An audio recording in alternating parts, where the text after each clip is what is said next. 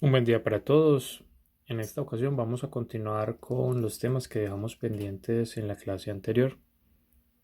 De esta manera, entonces, vamos hacia el tercer caso referente a la reacción con el reactivo de Grignard. Bueno, entonces, en este caso, tenemos la posibilidad de efectuar la reacción entre un reactivo de Grignard cualesquiera y una acetona cualesquiera. En este caso vamos a usar acetona.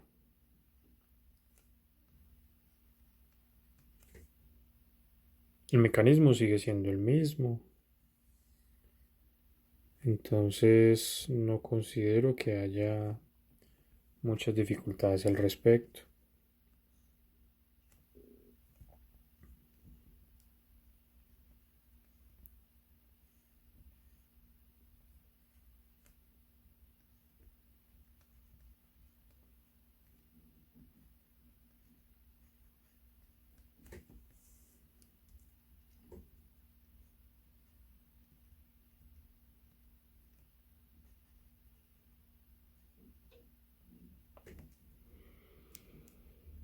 Bueno, acto seguido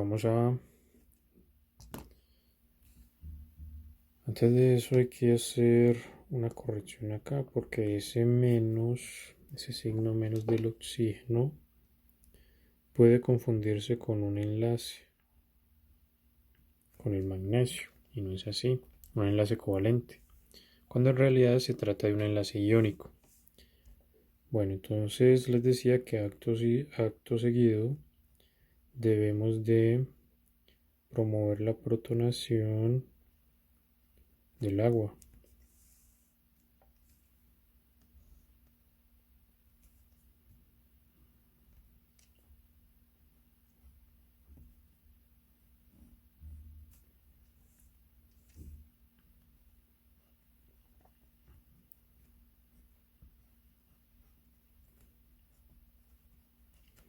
Entonces formamos el respectivo alcohol, que en este caso el grupo OH se enlaza a un carbono que está acompañado de 3 átomos de carbono al tiempo. Entonces se trata de un alcohol terciario.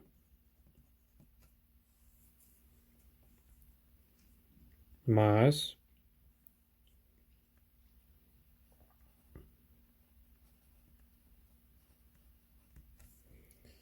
el respectivo hidróxido. Como cuarto caso, entonces antes de hacer el cuarto caso vamos a hacer un recorrido. En la primera reacción con el reactivo de Grignard pusimos a reaccionarlo con formaldehído. En ese caso formamos siempre alcoholes primarios. En el segundo caso ponemos a reaccionar un reactivo de Grignard en presencia de cualquier aldehído que no se trate del formaldehído. Y en ese caso formamos un alcohol secundario. En este caso entonces ponemos a reaccionar el reactivo de Grignard con una acetona cualesquiera y al final vamos a formar un alcohol terciario.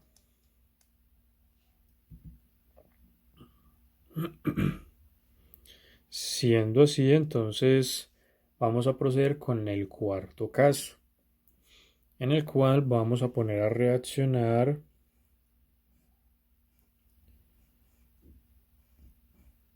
un halogenuro de ácido cualesquiera con el reactivo de Grignard.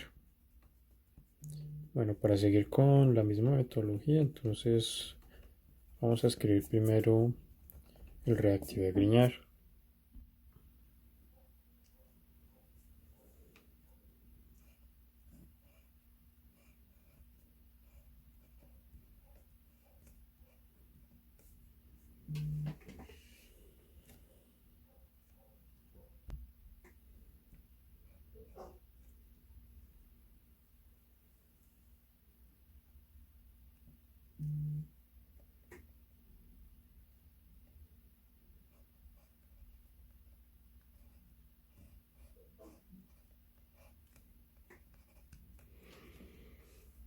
Bueno, yo sé que sobra decirlo y que ya suena cantaleta, pero recuerden que aquí pueden utilizar cualquier halógeno, sí o sí el magnesio, acá cualquier estructura carbonada y lo mismo para el halogenuro de ácido, cualquier halógeno, cualquier estructura carbonada.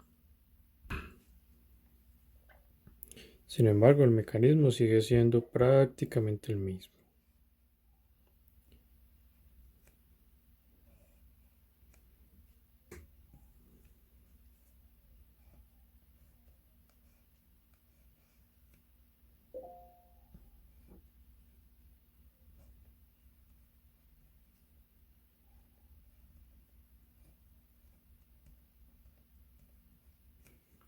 Con una leve diferencia, que radica en lo siguiente.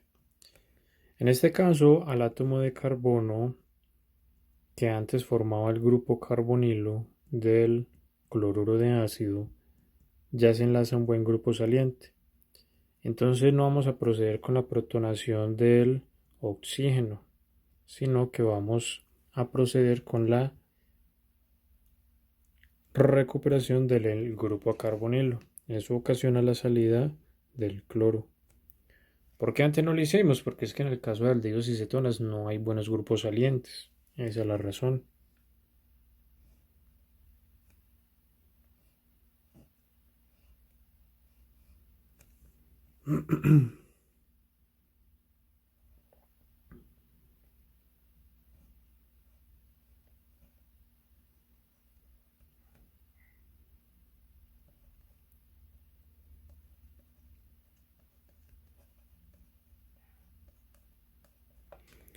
Bueno, entonces en este caso recuerden lo que sucede cuando tenemos una acetona en presencia de un reactivo Grignard. Es decir, ese sería el tercer caso. Con ello continuamos la reacción.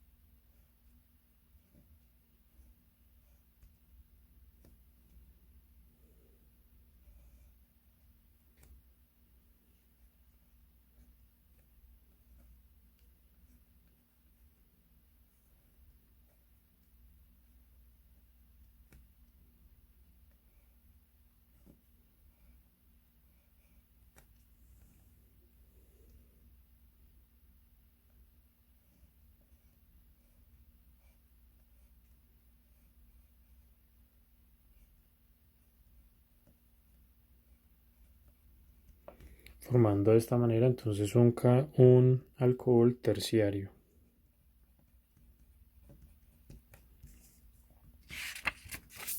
Vamos a continuar con el quinto caso.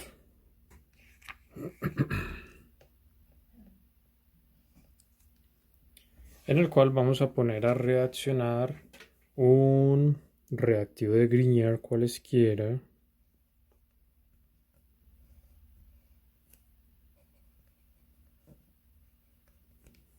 en presencia de un éster.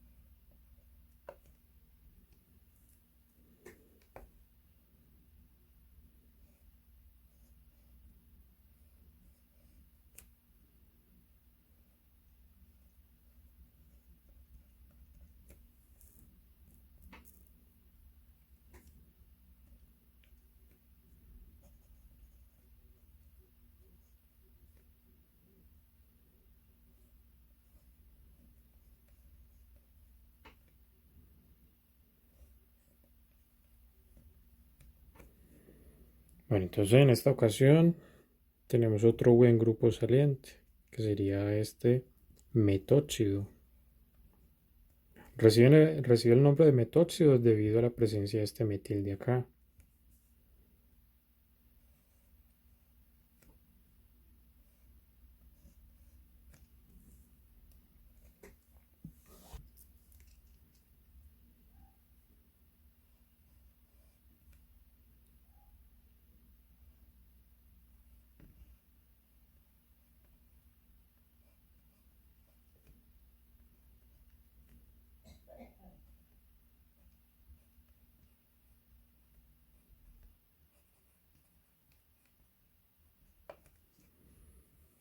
Bueno, vamos a continuar la reacción con esta acetona.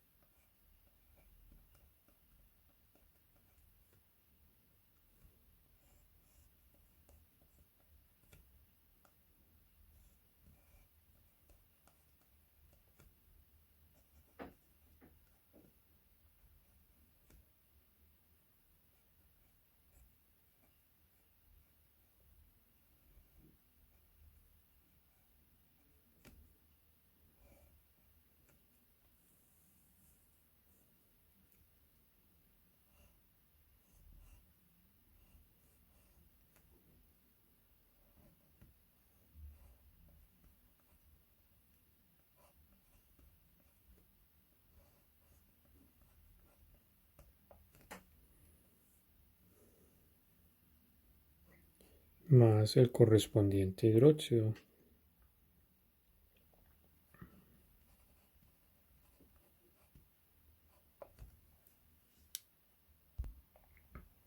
Bueno, entonces de nuevo obtenemos un alcohol terciario.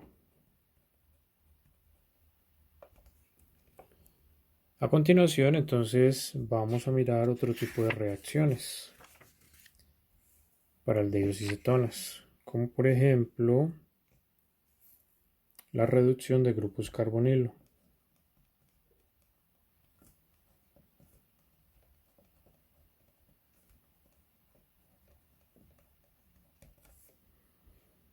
En este tipo de reacciones, entonces, vamos a tener lo siguiente.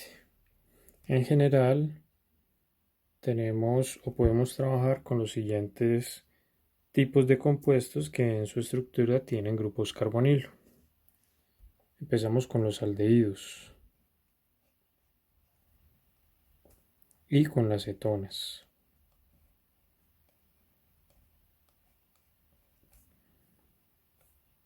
También podemos trabajar con ácidos carboxílicos, así como también con ésteres.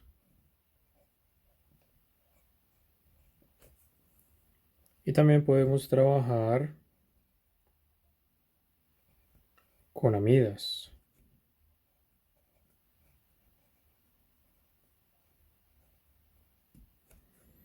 Entonces va a suceder lo siguiente. Para el caso de aldehídos y cetonas, podemos utilizar como agente reductor, ya que estamos haciendo una reducción, el borhidruro de sodio. Para el resto de casos, incluyendo aldehídos y cetonas, podemos utilizar el hidruro de litio y aluminio.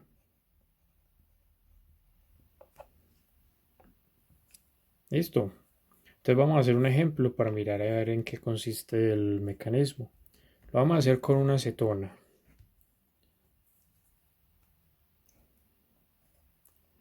podríamos aprovechar y utilizar una acetona cíclica, la cual vamos a poner a reaccionar con el borohidruro de sodio. Esta es quizás una de las muy pocas reacciones donde los hidrógenos ya no actúan como electrófilos sino como nucleófilos. ¿Listo? Pero esto se basa más en un asunto de impedimento estérico que en otro tipo de situación, que en otro tipo de característica. Por ejemplo, diferencia de electronegatividades. ¿Listo? Entonces estamos de acuerdo que este boro, aunque tiene la carga negativa, pues primero que todo tiene su capa de valencia totalmente llena, por lo cual le sería imposible actuar como nucleófilo, formando un enlace adicional, un quinto enlace. Al boro le pasa lo mismo que al carbono, que al nitrógeno y que al oxígeno. Listo, ellos tienen en su capa de valencia solo 4 orbitales, sin importar el tipo de hibridación que manejen.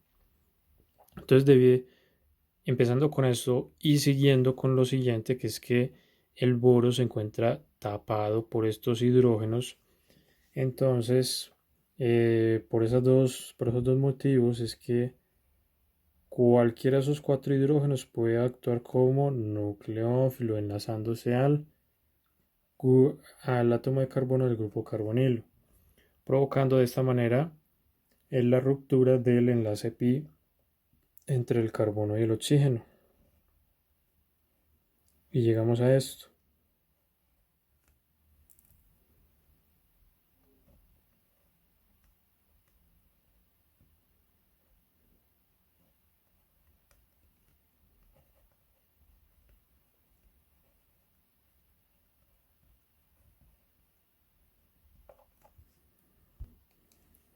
La reacción de reducción de grupos carbonilo es una reacción que se lleva a cabo en un medio acuoso de pH ácido, por lo cual pues no es de extrañar que un H3 o más participe en la reacción.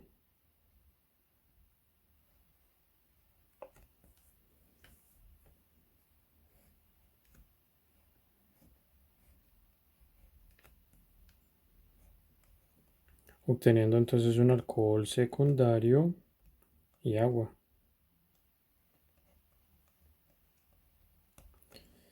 Bueno, entonces con las cetonas se obtienen alcoholes secundarios, según lo que acabamos de ver. Con los aldehídos se obtienen alcoholes primarios. Con los ácidos carboxílicos se obtienen alcoholes primarios. Lo mismo que con los ésteres. Con las amidas, por su parte, se obtienen como producto final aminas. Bueno, como verán, esta reacción es muy sencilla, no tiene mucho misterio. Vamos a continuar con la reacción para la formación de iminas.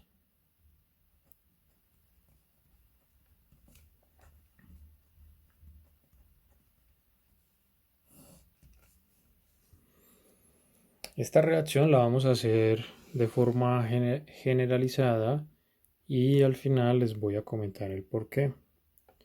Bueno, entonces en esta reacción básicamente tenemos como solvente agua. El pH se debe de ajustar a un valor de 4.5, no tratar de no bajarlo de ahí, principalmente para que la reacción se pueda sostener a sí misma. Bueno, por otra parte necesitamos de una amina y de un aldehído o de una acetona. Entonces empecemos.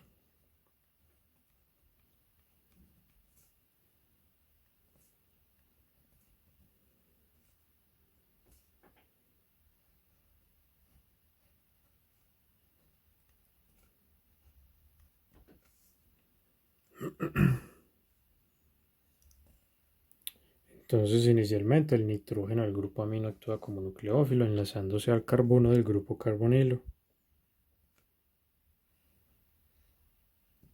Todas las etapas de este mecanismo son reversibles, por eso es tan importante ajustar el pH a 4.5. . 5. . . . . . . . . . . . . . . . . . . . . . . . . . . . . . . . . . . . . . . . . . . . . . . . . . . . . . . . . . .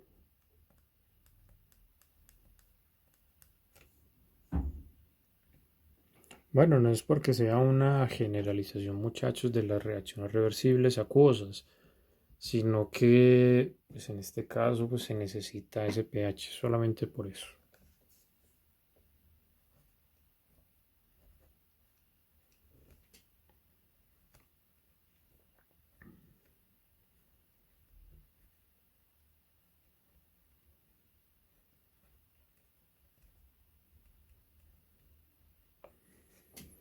Bueno, a continuación entonces procedemos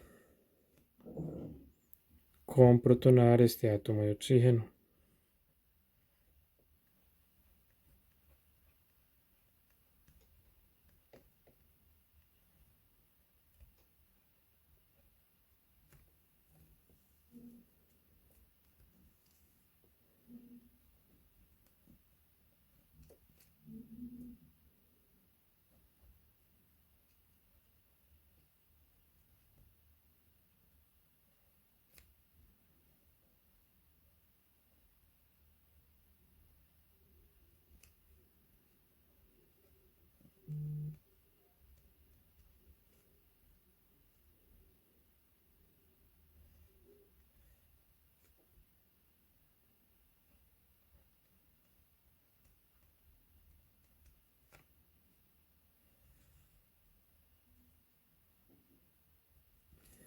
Después desprotonamos el átomo de nitrógeno.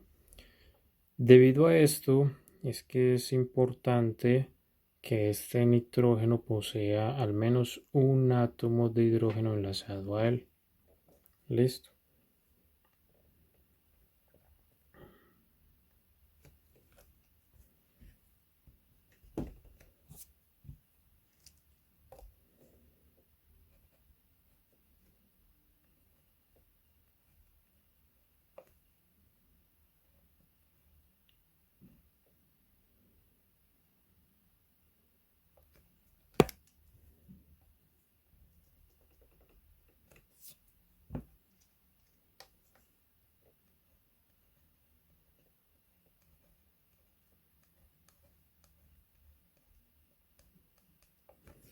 Acto seguido vamos a proceder con la protonación de este átomo de oxígeno, aprovechando la formación de un ion H3 o más de la reacción anterior.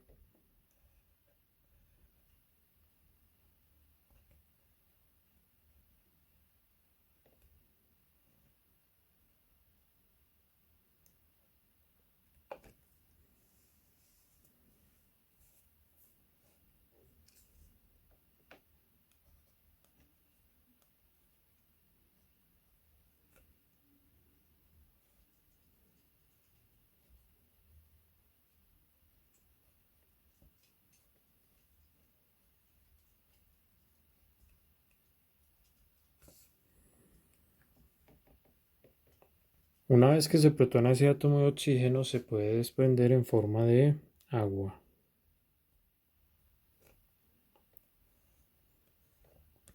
Eso ocasiona la aparición de un carbocation que se encuentra estabilizado por resonancia con la ayuda del par libre de electrones del átomo de nitrógeno.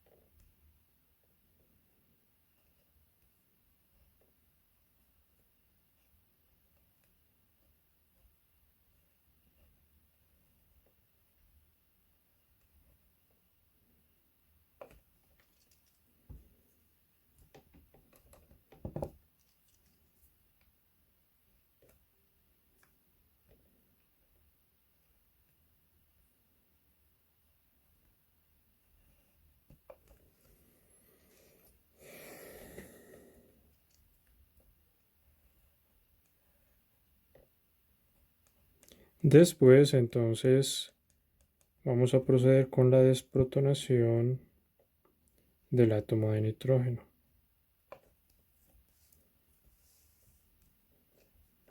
llegando a lo siguiente.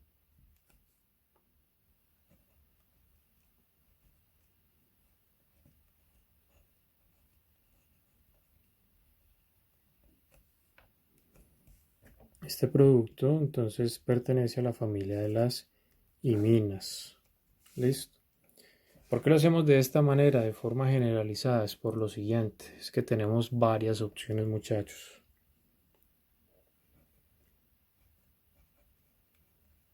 Dependiendo de quién sea R.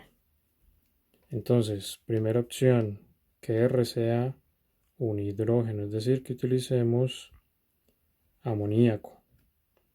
En ese caso, entonces, esto nada más a la manera de tabla, el producto que se obtiene va a tener la siguiente estructura.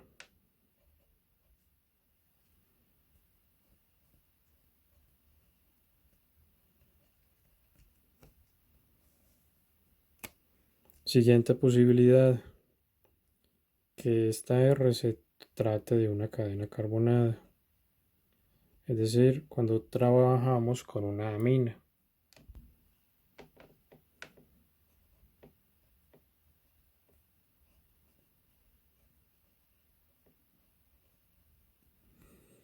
Entonces obtendríamos algo como esto. Siguiente posibilidad, que R sea un OH. Entonces allí obtendríamos esto.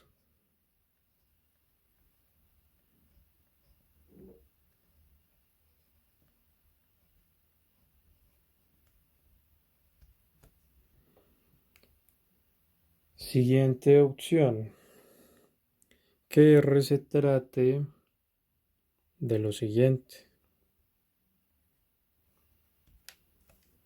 de un benceno enlazado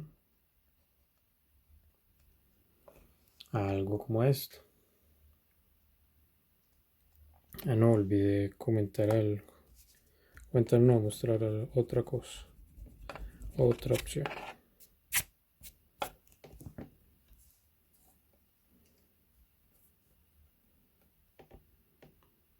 Que R sea una mina.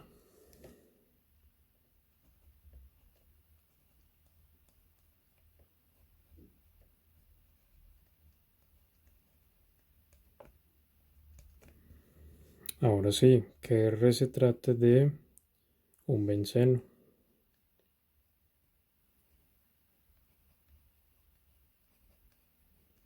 enlazado a un grupo amino, es decir, una anilina.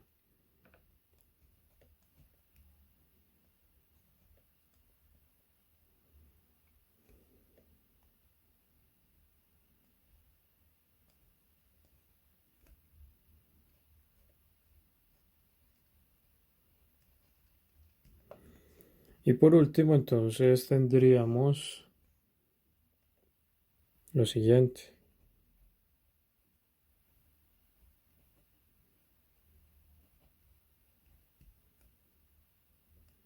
En ese caso, entonces obtendríamos esto.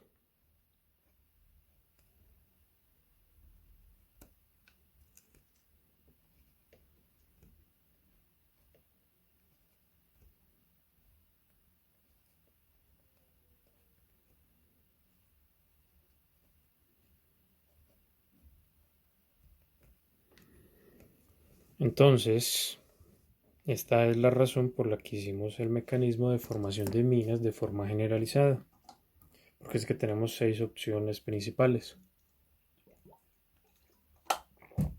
En la primera y segunda se obtienen iminas.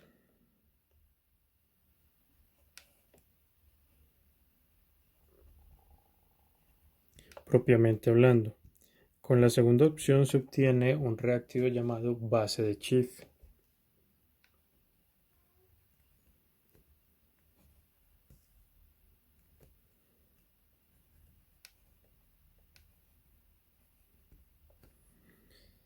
En el siguiente se obtiene como producto final una oxima, en el caso de utilizar hidroxilamina. Cuando se utiliza una hidracina, cuando se utiliza una hidracina como reactivo, entonces se va a obtener una hidrazona. Cuando se utiliza una fenilhidracina se obtiene como producto final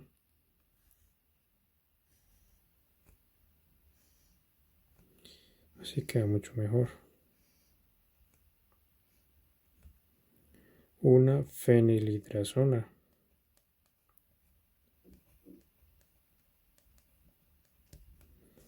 Y en el caso último tendríamos una semicarbazida, obteniendo como producto final una semicarbazona.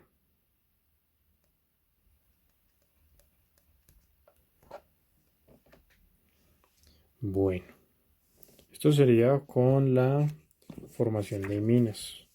Vamos hacia otra reacción. A continuación vamos a conversar algo acerca de los ácidos y las bases orgánicos. En este caso vamos a hablar algunos apartados relacionados con el comportamiento ácido y básico de ácidos carboxílicos, de alcoholes y de aminas. Vale, vamos a empezar con los ácidos carboxílicos. Resulta que los ácidos carboxílicos principalmente se usan en la fabricación de emulsificantes. Algunos se los usa también como emulsificantes, en la fabricación de antitranspirantes,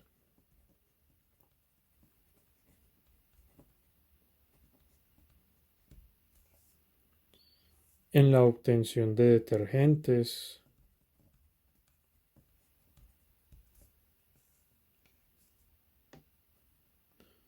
también en la obtención de lubricantes,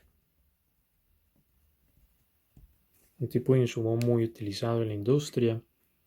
También se los usa en la obtención de espesantes. Los espesantes son aquellos compuestos que, como su palabra lo dice, hace que un líquido se torne más espeso. ¿Listo?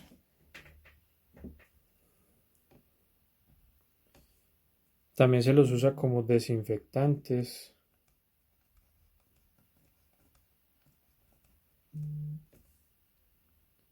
Y también se los usa en la fabricación de recubrimientos.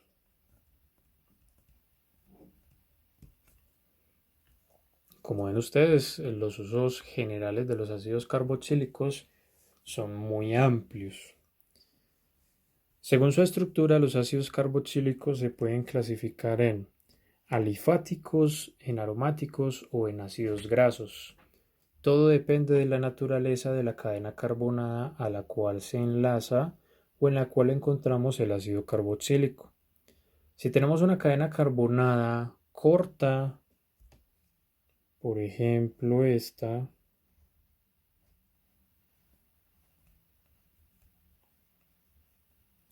estaremos hablando de un ácido carboxílico alifático.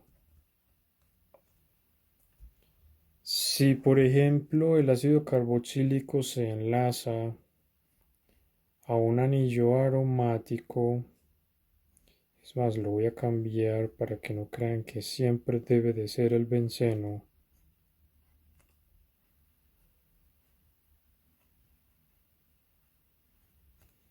Entonces tendremos un ácido carboxílico aromático.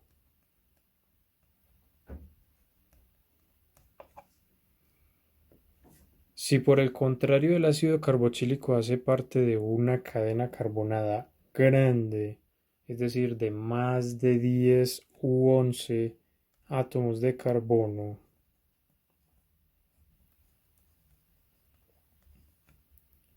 por ejemplo esta, entonces ya estamos hablando de un ácido graso.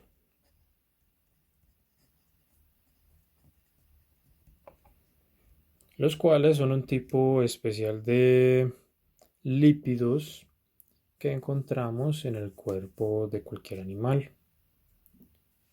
Bueno, resulta que la acidez de los ácidos carboxílicos se debe a su interacción con el agua. Me explico.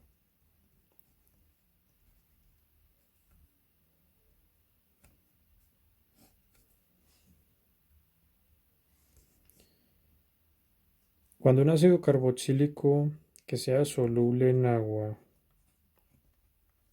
interacciona con moléculas de agua, lo hace de tal manera que cede el hidrógeno del grupo ácido carboxílico de forma reversible para formar un ion acetato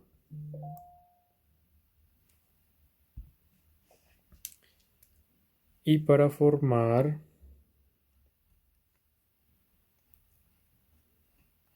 H3 o más. Que recuerden que la presencia de esto es típico de soluciones ácidas de pH menor que 7.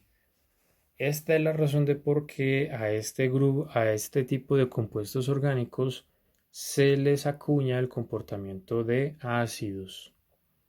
Y ya que estamos hablando de acidez, resulta que la acidez depende de algunos factores.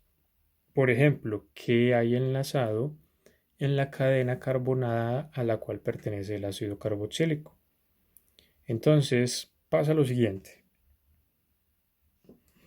Bueno, antes de continuar, voy a hacer una aclaración y es que cuando tenemos este tipo de reacciones químicas en equilibrio, perdón, que son reversibles, decimos que se establece un equilibrio químico. Y los equilibrios químicos, recuerden que se deben de estudiar utilizando la constante de equilibrio. ¿Listo? Eso también da cuenta de la acidez o del grado de acidez que tiene un ácido, en este caso un ácido carboxílico. ¿Listo? Entre más cercana sea esa constante de acidez a 1, tanto así más fuerte va a ser el ácido. ¿Listo? Por otro lado, entonces, cualquier ácido que al interaccionar con agua lo hace de forma reversible, quiere decir que ese ácido es un ácido débil.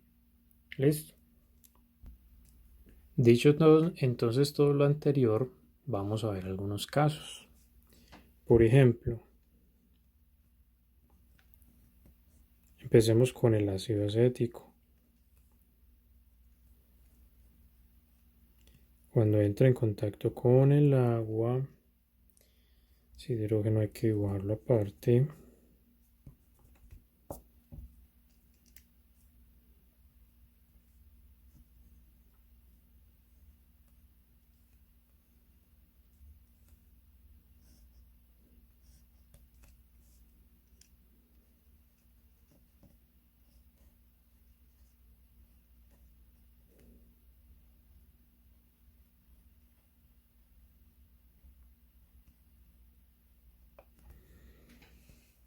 Obtenemos esto. En este caso, la constante de equilibrio para el ácido acético es de 10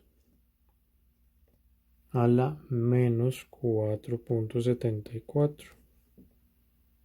Es un ácido débil al fin y al cabo. Es decir, eso está del orden de 10 a la menos 4, para que no se complique mucho. Bueno, ¿qué tal si uno de estos hidrógenos lo reemplazamos por un átomo de cloro?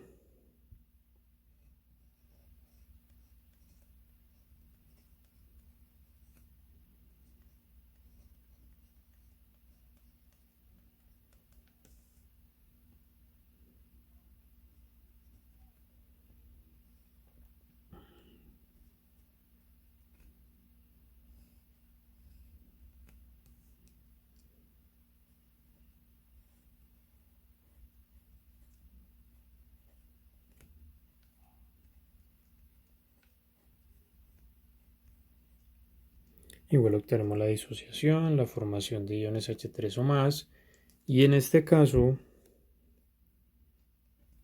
la constante de equilibrio es del orden de 10 a la menos 2,86. Entonces quiere decir que la constante de equilibrio para este ácido que la única variación es que tiene un átomo de cloro en su estructura con respecto al ácido acético. Entonces, la presencia de ese cloro hace que la acidez se incremente, ya que la constante de equilibrio está más cercana a 1 respecto a la del ácido acético. Bueno, miremos a ver qué sucede cuando metemos muchos cloros. Es decir, cuando tenemos 3 cloros enlazados al átomo de carbono libre del ácido acético.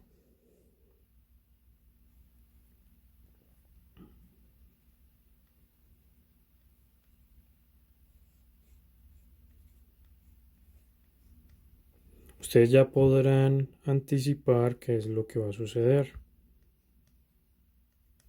Pues claro, es que la constante de acidez se va a hacer mucho más grande. ¿Qué tan grande? Ya se los voy a contar. Escribamos primero qué es lo que se obtiene.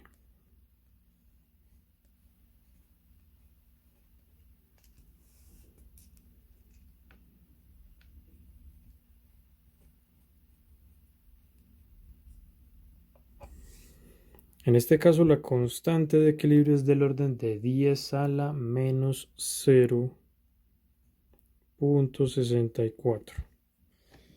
Es decir, estamos hablando de una constante de equilibrio de 0 punto algo. ¿Listo?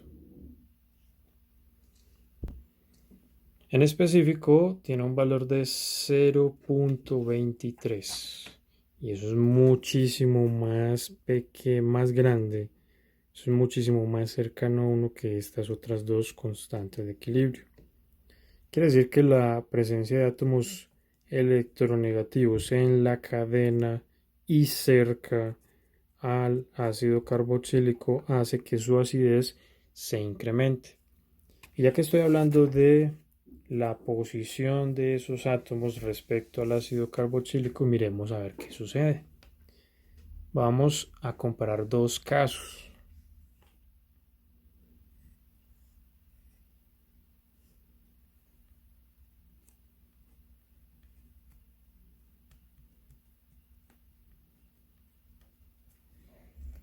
Vamos a empezar con este.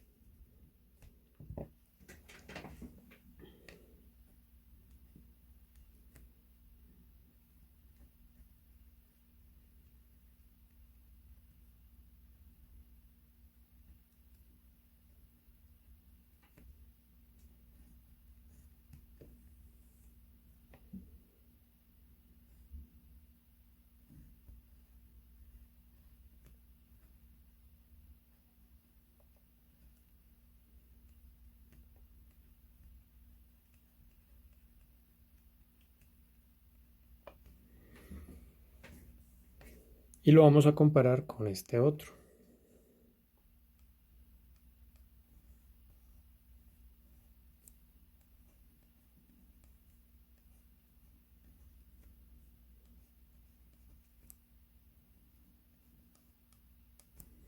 Noten ustedes la diferencia en la posición del átomo de cloro respecto al ácido carboxílico.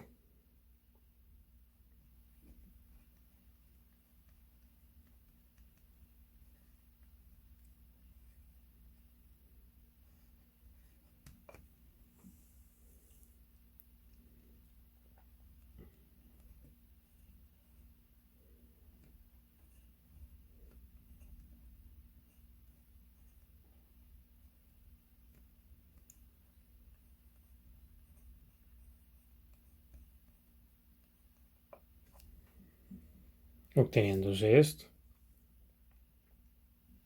Ahora miremos las constantes de equilibrio.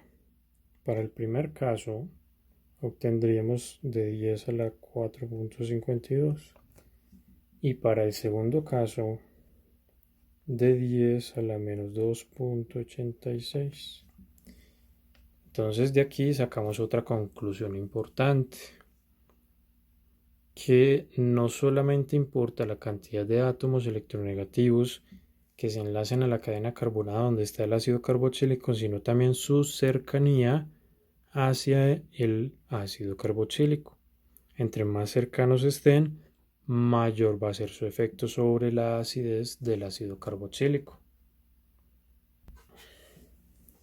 Ahora hablemos de un mecanismo que tenemos pendiente desde la sección 7.3, que es la reacción número 12. Formación de cloruros de ácido. Y vamos a ver en qué consiste ese mecanismo. Bueno, entonces vamos a tener un ácido cualesquiera. Esto lo vamos a hacer de forma generalizada. Tenemos un ácido cualesquiera y lo vamos a poner a reaccionar en presencia de cloruro de tionilo. Listo. Entonces miren lo que va a suceder. Este oxígeno se va a enlazar a este átomo de azufre. ¿Por qué? Porque es que este átomo de azufre se enlaza a 3 átomos que son más electronegativos que él, convirtiéndolo en un sitio especialmente pobre en electrones. Eso causa el rompimiento de este enlace.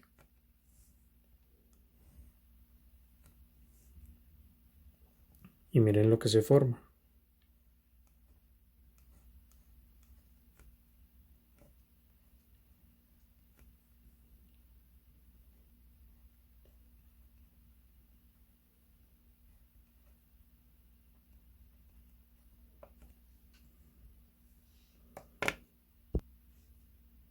A continuación, el doble enlace entre el azufre y el oxígeno se va a volver a formar.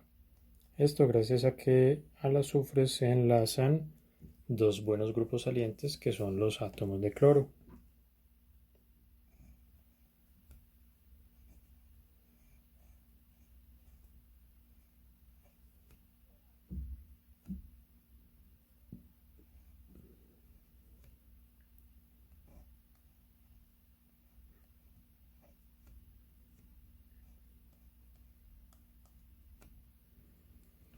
Esta reacción se lleva a cabo utilizando como solvente agua.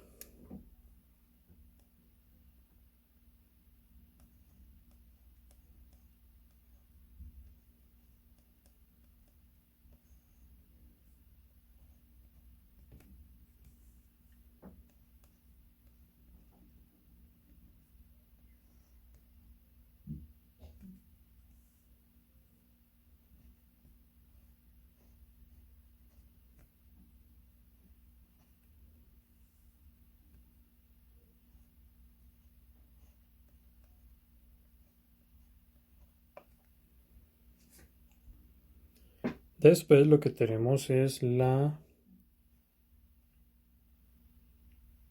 reacción entre el cloruro que se produjo antes y el grupo carbonilo.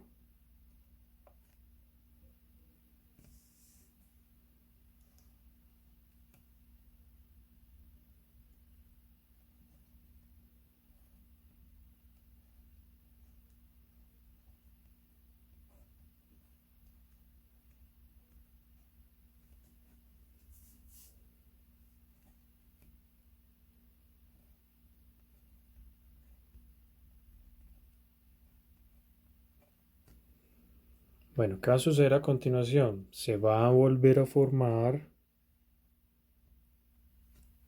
el doble enlace entre el carbono y el oxígeno. Sin embargo, en esta situación ya tenemos un mejor grupo saliente que el cloro, que va a ser todo esto de acá. Y eso va a ocurrir de la siguiente manera. Se forma un enlace doble adicional entre estos dos átomos, entre el oxígeno y el azufre, y eso causa la salida de este cloro.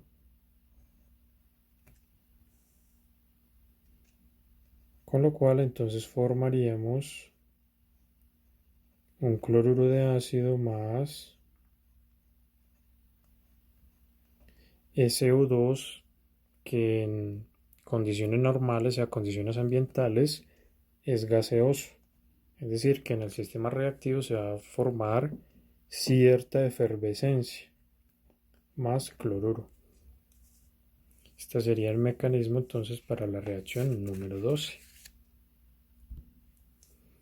Veamos a continuación en qué consiste la reducción de ácidos carboxílicos.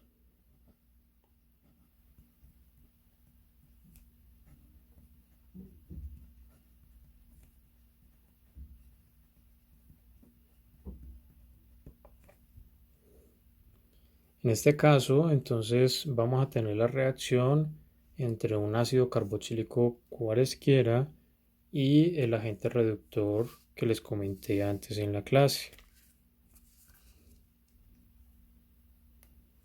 Entonces miremos un ejemplo. Supongan que tenemos este ácido carboxílico.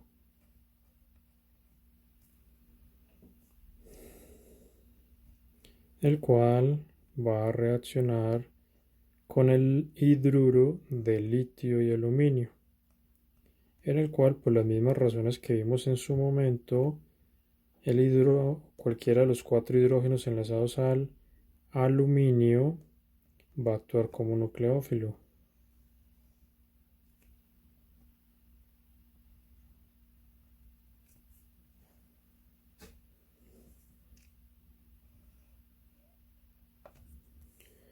En lo cual vamos a formar lo que sigue.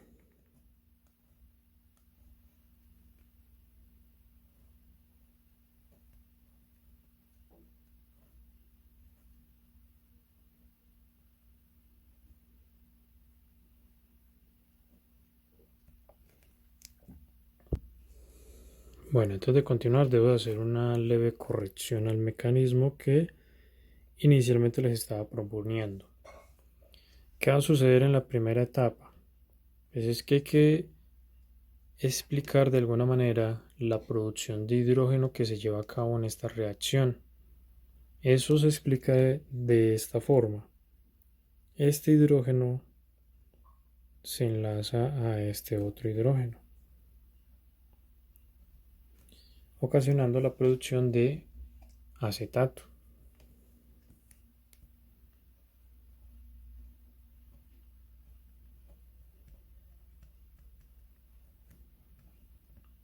Más hidrógeno que se desprende como gas, haciendo que la reacción sea un poco peligrosa debido a la alta inflamabilidad del hidrógeno, más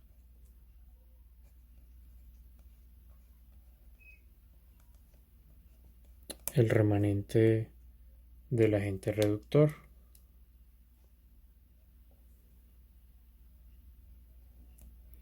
El litio, por ser positivo, se va a asociar con el acetato.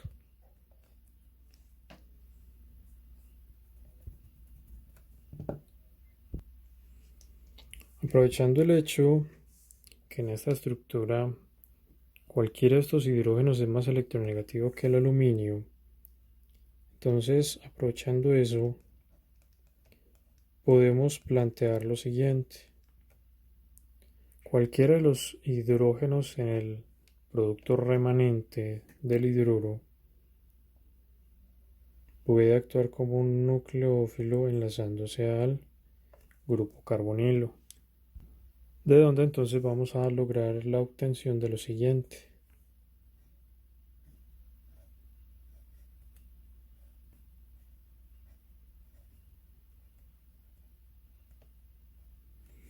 Este oxígeno se va a asociar entonces con el aluminio que va a quedar positivo.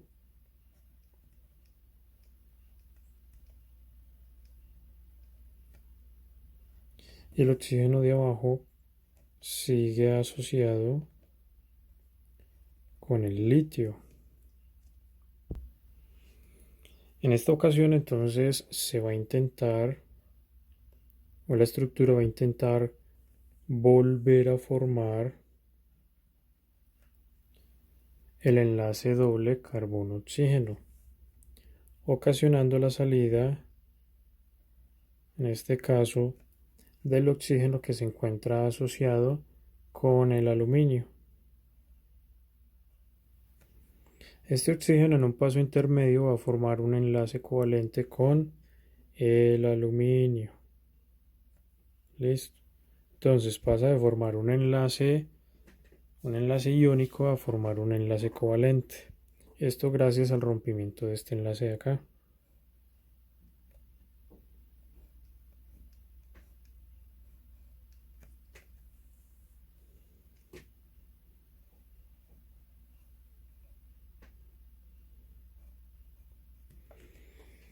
Causando la aparición de un aldehído y lo siguiente.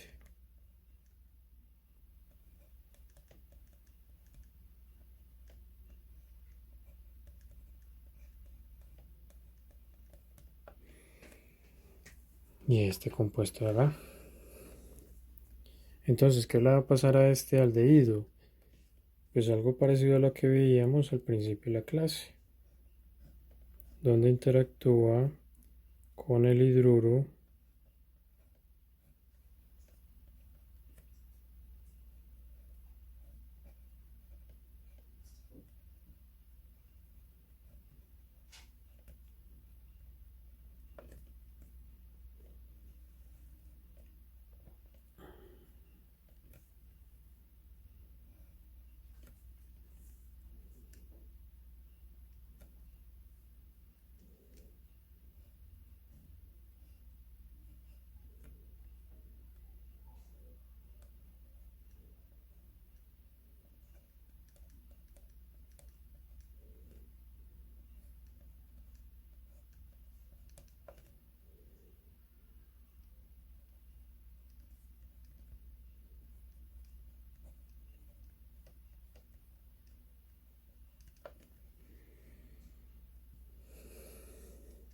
y ya para terminar entonces esta reacción,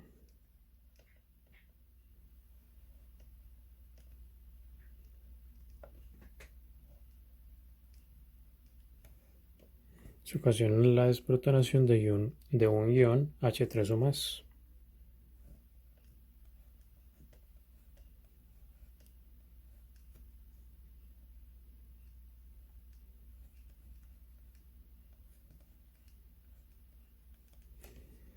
Y ya con esto terminamos formando un alcohol primario.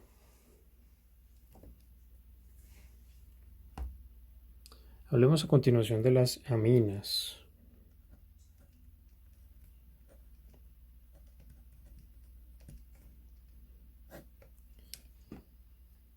Las aminas se las usa principalmente como fertilizantes,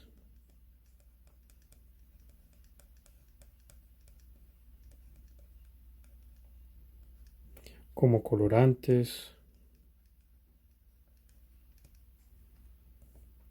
en fotografía, no en fotografía digital, sino en fotografía impresa analógica. En la fabricación de explosivos,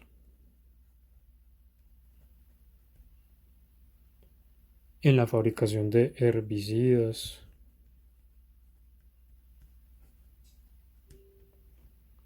en la fabricación de disolventes, etc. Según su estructura, las aminas se clasifican de la siguiente manera.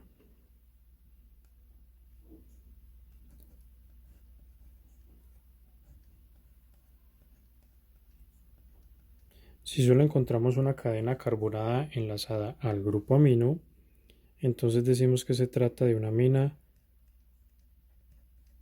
primaria. Si tenemos por el contrario dos cadenas carbonadas,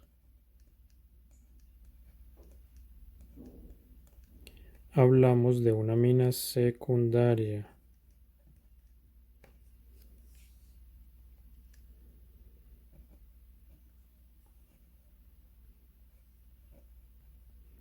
Si tenemos tres cadenas carbonadas, hablamos de una amina terciaria. Si tenemos cuatro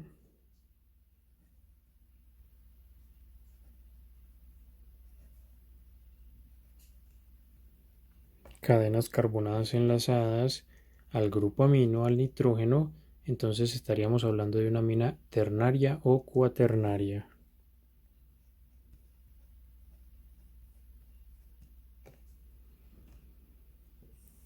También podríamos hablar de aquellas aminas enlazadas a anillos aromáticos. En este caso hablamos de anilinas.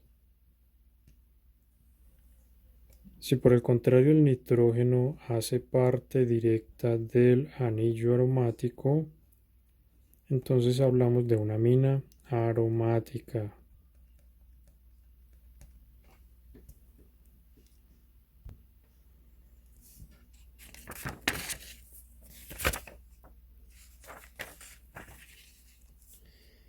Aquellas aminas que se enlazan a cadenas carbonadas que no sean muy polares, es decir, a cadenas alifáticas, como en el caso de los ácidos alifáticos, entonces con ellas vamos a tener lo siguiente, y es que estas aminas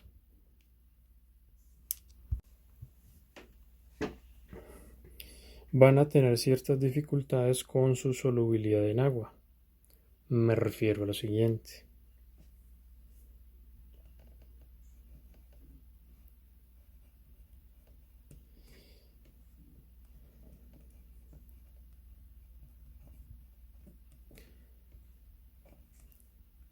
Estamos hablando entonces específicamente de la solubilidad.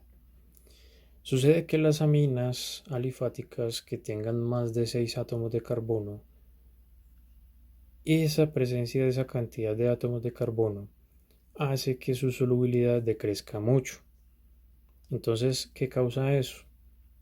Que casi que por regla general vamos a tener que aminas enlazadas a cadenas de más de 6 átomos de carbono y que no tengan ni dobles enlaces, ni triples enlaces, ni átomos electronegativos, ni nada, solamente carbonos e hidrógenos.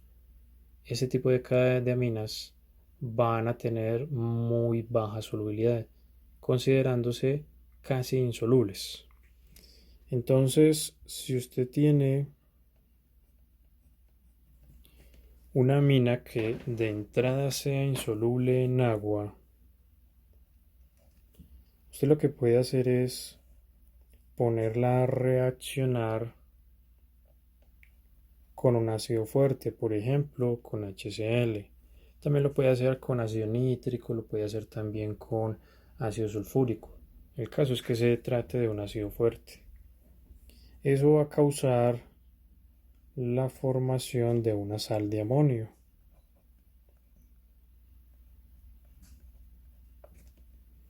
Las sales de amonio, por su parte, son muy solubles. En agua, claro está. ¿Esto qué aplicabilidad tiene? Pues muchachos, imagínense lo siguiente. Algunos fármacos, por ejemplo, la morfina, tiene muy baja solubilidad en agua, en su estado cristalino, es decir, como una mina. Sin embargo, para solubilizarla en agua, ya que algunos de ustedes sabrán que su forma de administración es vía intravenosa, en el caso de la morfina, se la pone a reaccionar con HCl para formar clorhidrato de morfina. Esa forma de la morfina es muy soluble en agua. ¿Listo? Entonces no se extrañen que se encuentren ese tipo de situaciones con algunos fármacos que tengan grupos amino en su estructura. Bueno, con respecto a la basicidad de las aminas, y ustedes se preguntarán por qué les menciono que las aminas son bases. Eso se refiere a lo siguiente, vea. Por ejemplo, si ustedes ponen a interaccionar amoníaco con agua,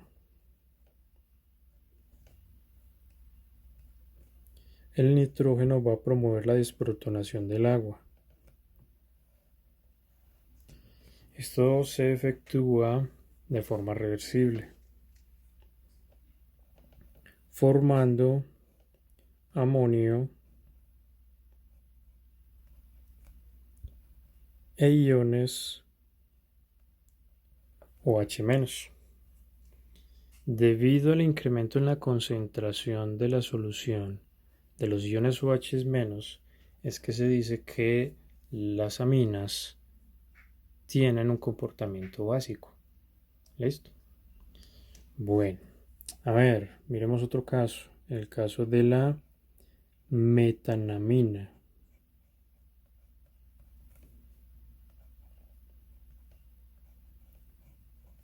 Va a ser muy similar a este,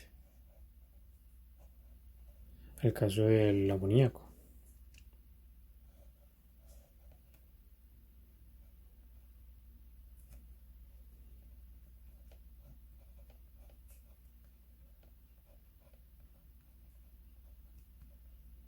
Y también se obtienen OH-. A ver, miremos otro caso. Por ejemplo, el de la anilina.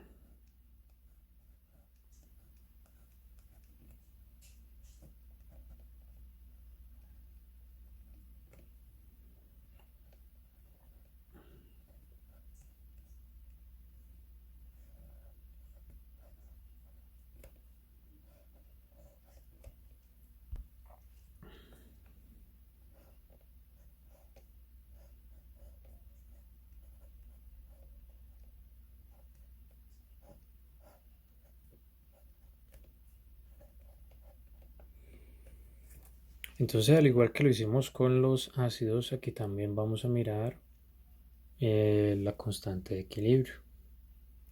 En el caso del amoníaco, su constante de equilibrio es del orden de 10 a la menos 4.74. En el caso de la metanamina, es del orden de 10 a la menos 3.36.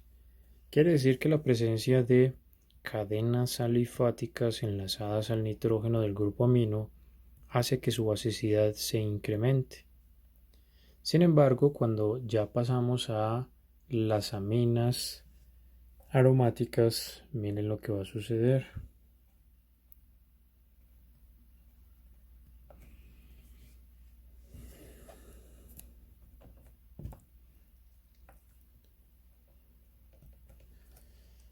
La constante de equilibrio se incrementa bastante.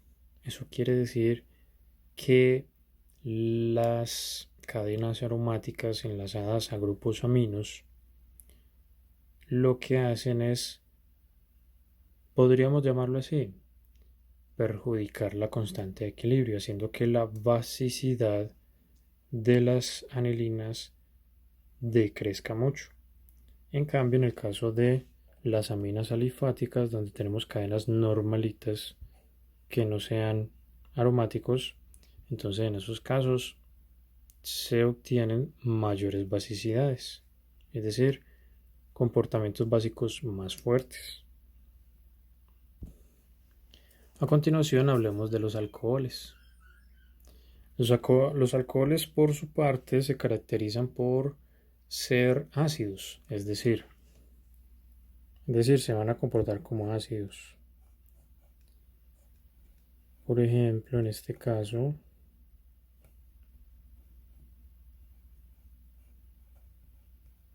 en el caso del ciclohexanol, en presencia de agua pierde el hidrógeno del alcohol. Esto lo hace de forma reversible, quiere decir que los alcoholes son ácidos débiles.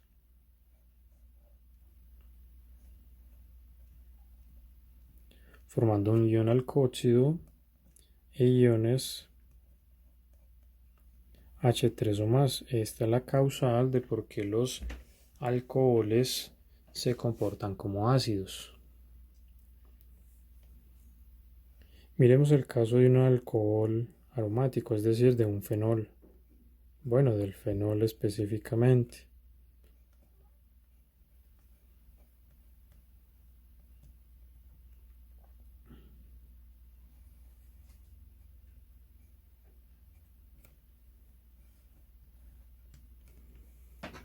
En este caso entonces se forma un ion fenóxido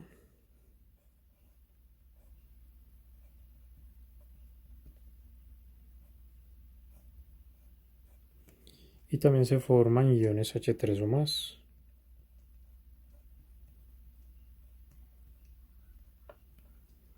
Vale. Bueno, entonces de nuevo debemos de mirar las constantes de equilibrio. Para el caso del ciclohexanol, la constante de equilibrio es del orden de 10 a la menos 18.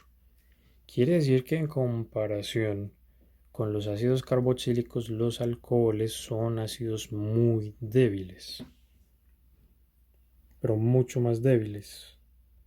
Y en el caso del fenol, la constante de equilibrio es de el orden de 10 a la menos 10. Quiere decir que cadenas aromáticas enlazadas a grupos alcoholes lo que hacen es incrementar la acidez del grupo alcohol. Tanto es así que hay un caso muy especial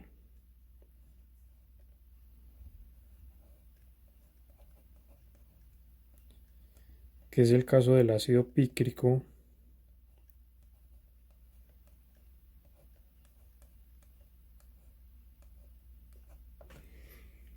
cuya constante de equilibrio es tan alta que su acidez rivaliza con los ácidos carboxílicos. Fue por eso que cuando se lo descubrió por primera vez, cuando se lo estudió inicialmente, se creyó que se trataba de un ácido carboxílico, debido a que era muy ácido. Vale. Bueno muchachos, ya con esto hemos terminado la unidad número 10. No siendo más, nos vemos en la próxima.